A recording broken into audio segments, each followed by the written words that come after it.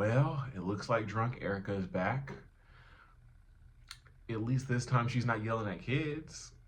Let's talk about it.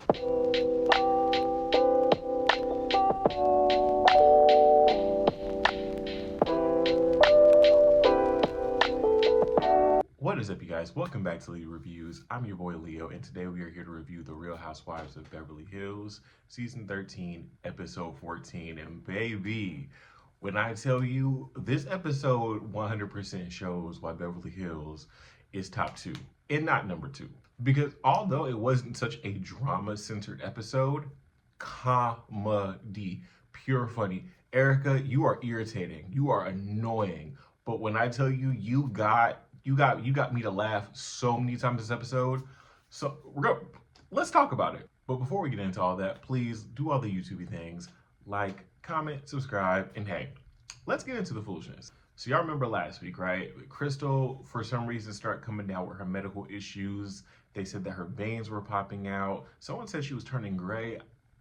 Didn't see it myself, but Crystal's going through it, y'all. Anna Marie is trying to be there for her and is trying to help her out through the whole situation. She says it's very clear that it's not one of those situations where all Crystal needs to do is just drink some water and sit down for a hot second. She definitely needs the hospital. So the ambulance comes. Anna Marie is even saying, hey, listen, I'll ride with you. I don't want you to go alone.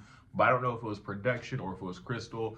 But Crystal ends up going to the hospital alone. The rest of them decide that they're going to go inside the church. Anna Marie makes a stupid ass comment in her confessional talking about how it's ironic that Crystal, is over here needing me and my professional help when just the other day she was making fun of my profession. And I'm sitting there like, no, mama, she wasn't making fun of your profession.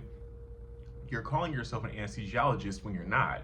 Yes, you're a nurse of anesthesiology, but you're not a doctor as if that you were trying to portray yourself as.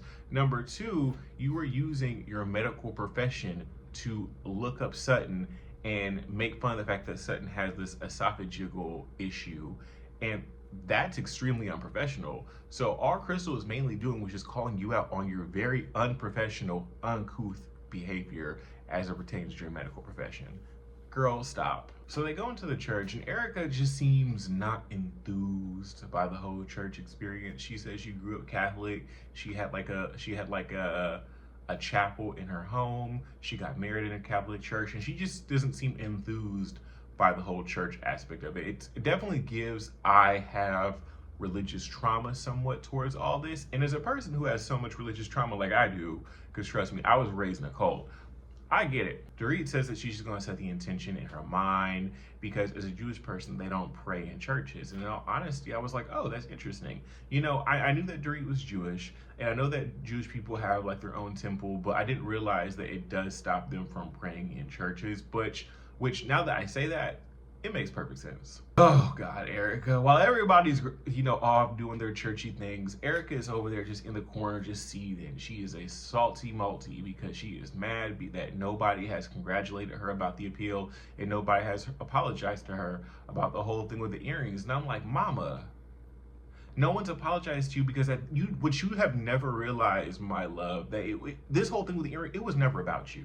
This whole thing with the money, it was never about you. Yes, it was about you because we feel like you definitely benefited from what Tom was doing. But let's be clear, my love, it's not about you. It's about the victims. And that's why you're not getting what you want from these people, because these people that you want all these accolades from, you want these apologies from, they're not going to apologize for caring about the victims. Nobody's going to try, no one's going to, no, Erica, it's not about you. Please stop. This is what I was talking about last week. The lady has no compassion for nobody but herself. This is why Erica irritates me. In the same moment, Kyle and Sutton start having like a very like sentimental conversation where they're talking about just people in their life who passed away. Kyle was talking about her friend Maureen who recently died, who took her life, and then Sutton talks about her father who also took his life as well. And it just becomes a very emotional moment, and it kind of helps get them back together as a group, as a friendship.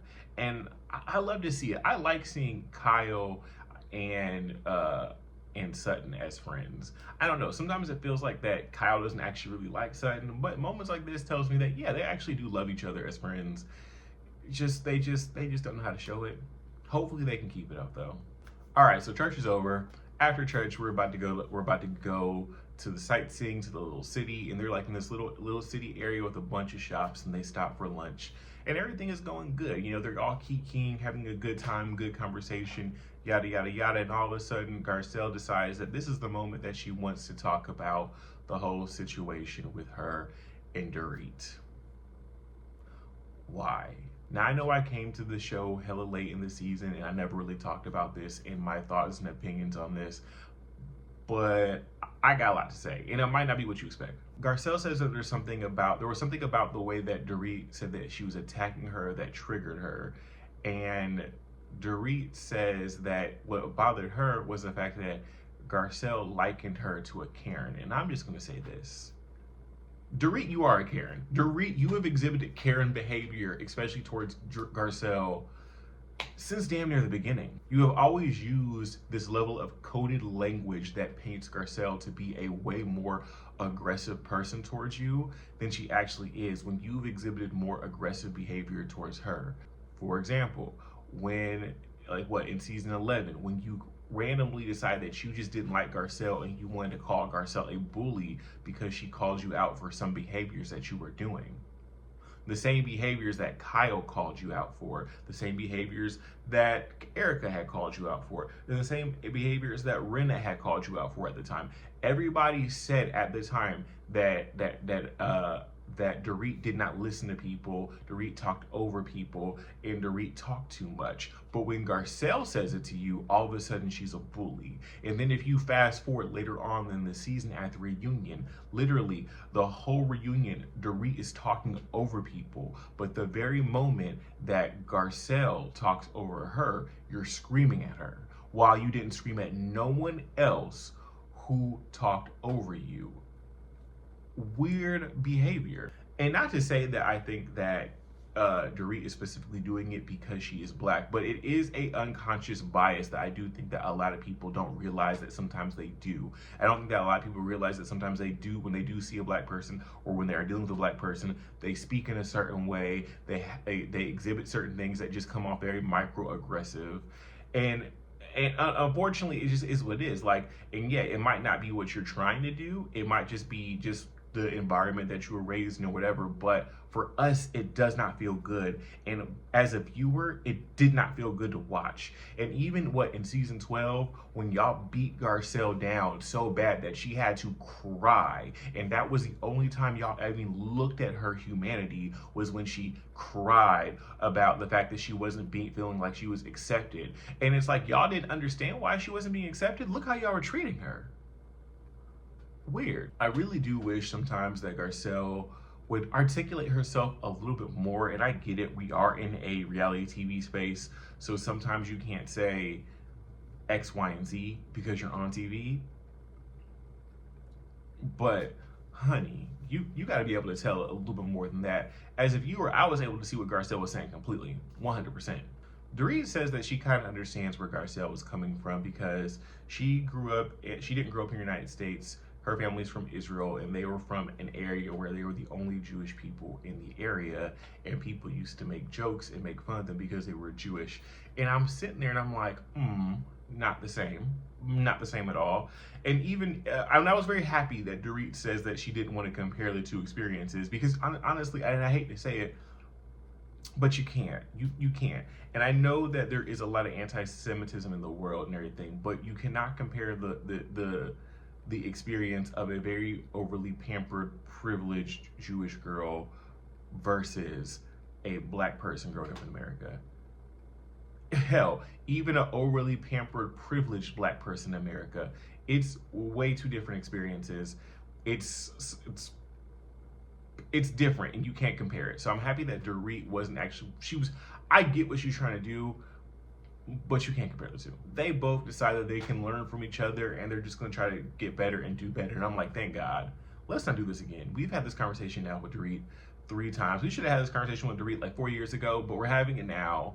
And it's one of those situations where it's like, it feels like it's too late for the conversation. This conversation should have happened back in season 12. It should have. Season 12 or even season 11. It should have just happened a long time ago. It should happen a long time ago because Dorit has always exhibited these behaviors towards Garcelle. And I feel like with Garcelle, with her going off on, or her getting mad at Dorit for using the word attack, while in the moment it does kind of feel like stupid, I kind of got where she was coming from because it was a buildup of just previous behaviors that just were never ever checked. That's all I'm gonna say about it. So after all that, the girls decide it's time to go. Sutton says, hey, we got dinner plans with my friends. My friend Trevor's coming and my other friends are coming. And it'll be nice, for the girls to see a side of me that's not this alimony collecting, vodka drinking. And she says a bunch of other stuff. And I said, damn, Sutton, why you read yourself? I forgot all of what Sutton said. If you watch that, Sutton read herself for filth. Why read yourself, Sutton? But before they do that, the girls say, nah, girl, we gotta go shopping first. And they start going shopping. And Dorit starts buying these very old vintage, like I think they're like over 100 or over 300-year-old, these vintage paper fans that cost 353 euros. Now I calculated and did the math and I said, girl, and she bought 7 of those, first of all. 7, this many. I said, girl, you literally spent $2,600 on some paper fans. Rich people, I'm just saying. After they go shopping, they get back to the house. Crystal is there. She seems to be doing a lot better. We find out that she had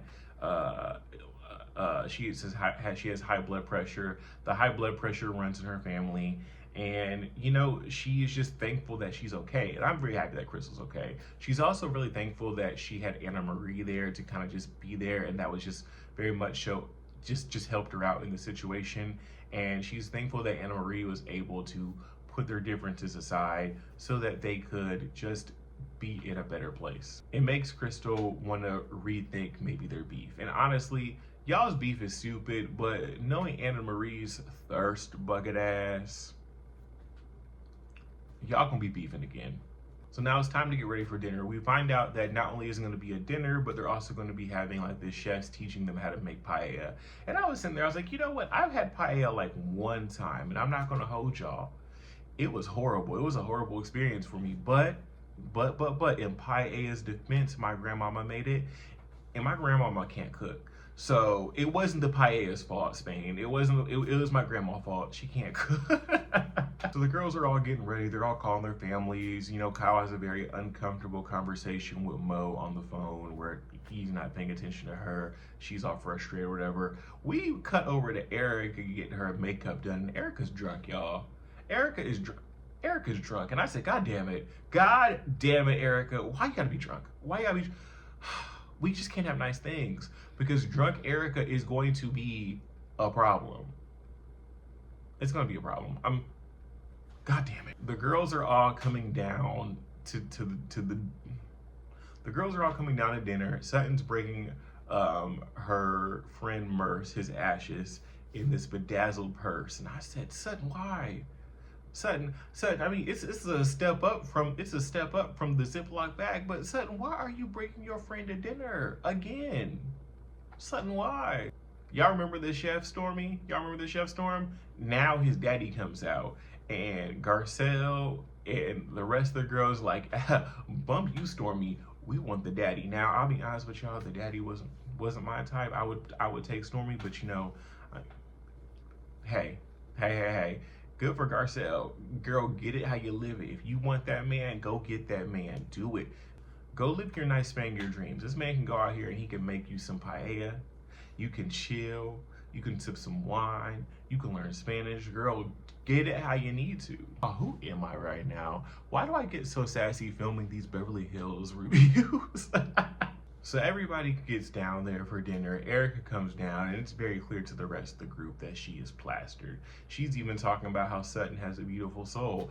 And Dorit's like, yeah, that's how you know Erica faded. She talking about Sutton's beautiful soul. So she a goner. It's about to be some shit tonight. So they all sit down for dinner, and they all start talking to Sutton's friend Trevor about how Sutton used to act back in the day. And apparently back before Sutton had her money, she was a very like down-to-earth girl in her 20s. She was broke as hell buying $5 dresses, but hey, we love a down-to-earth queen, I'm just saying. Sutton was relatable. While Sutton's friend Trevor is talking about Sutton, Erica is interrupting with her drunk ass antics. She is just talking every time he would say something, she would just make a comment. Everybody's just like, girl, Erica, shut up. Stop it. Finally, Trevor mentions their friend Merce from back in the day, and Erica's drunken ass is just like, you didn't know. I know you love Merce, but Merce was in a Ziploc baggie. Time and place, girl. Time and place. Like, I get it. Because he was in a Ziploc baggie. And I said that last week. Why is he in a Ziploc baggie? He could be in anything. Why you have him in a Ziploc? But, girl, right now, this was the right time? I don't think so. At one point in the conversation, the other friends start introducing themselves and start talking about their backgrounds. One of Sutton's friends starts talking about her background. She's Palestinian, she's Muslim. And apparently Erica, in her drunkenness, knows everything about Palestine, knows everything about that region of the world, knows everything about Islam. She just knows everything. I was in shock. I was in bewilderment. I was like, Erica, why do you know so much? And girl, shut the fuck up. I don't know. It was fun to watch, but at the same time, I feel like in that moment, I would be laughing, but I would be annoyed too. Because let her speak, damn it. So at one point, Sutton stands up. She pulls out her little box of Merce, and she's just like, I just want to like talk about Merce. And she starts talking about this very sentimental stuff and how she wants to spread his ashes. But before she could really get it out, Erica just blurts out, Merce in the purse. And I just said, I'm not gonna hold you, I died. Erica's level of uncouth is ghetto. Erica was so ghetto at that table. And like, there's no other word to describe it. Her level of uncouth was nothing short of ghetto behavior. And I live for it, but girl, time and place, sis. Time and place. After dinner, everybody goes back to their rooms. Everybody's just keeping joking around, having a good time, just having fun, right? It's actually good. We see Sutton with her friend Trevor, and Trevor tells her that he just loves who she's become. You can tell that she's really come into her own, and that is such a compliment. That's such a sweet thing to say. Like, I know that like when you go through things, or like when you've experienced time and tribulation, and you have those people in your life that were able to see where you've come from and then see where you are now, and they tell you that, that's such a compliment. That's such a compliment, because that means that that person has just seen your growth and they're so proud of you. And good for you, Sutton. Good for you for coming into your own, because I don't know who you were before, but hey, we love you now, son. So good for you, Sutton. So it's our last scene, y'all. The next morning, everybody is just getting up and just getting ready for the next day. We find out that they're about to go spread Merce's ashes, and they're about to do like this like releasing ceremony where they're going to be wearing these flowers, and they're going to be just releasing just whatever bad energy, bad whatever. And I want to say this. As much as I joke about the slight ridiculousness of Sutton and everything that she's doing with like Merce and his ashes in the Ziploc baggie, Merce in the purse, and how she keeps bringing it to dinner, you can tell that the entire thing means just so much to her, and that she really just cares about the situation. And it not only does this affect her as it pertains to Merce, but it also affects her as it pertains to her father. And we find out that like she actually had her father's ashes, and when she moved, his ashes got lost. And so that's also where this is also, so although it's Merce's ashes, it's going to be symbolizing her father as well, because Merce was the first person that called her when her father passed away. And on top of that, she's also still grieving, the death of her marriage. And this will also be a nice release to, how her marriage, how the divorce went.